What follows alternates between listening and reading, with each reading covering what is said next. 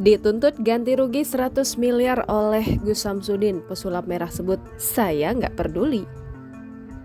Marcel Radival atau pesulap merah beri tanggapan atas tuntutan yang diberikan oleh Gus Samsudin.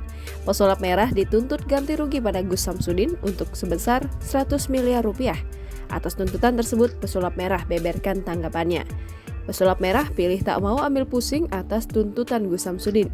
"Saya nggak peduli, saya bukan main drama," ujar pesulap merah. Diketahui pesulap merah telah dilaporkan ke Polda Jawa Timur oleh Gus Samsudin. Pun pesulap merah menjelaskan tak ada niatkan memenjarakan Gus Samsudin.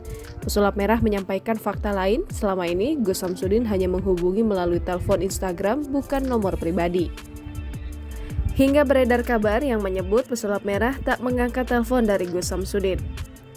Sementara itu, pesulap merah tak menghubungi Gus Samsudin melalui nomor pribadi namun tak ada respon.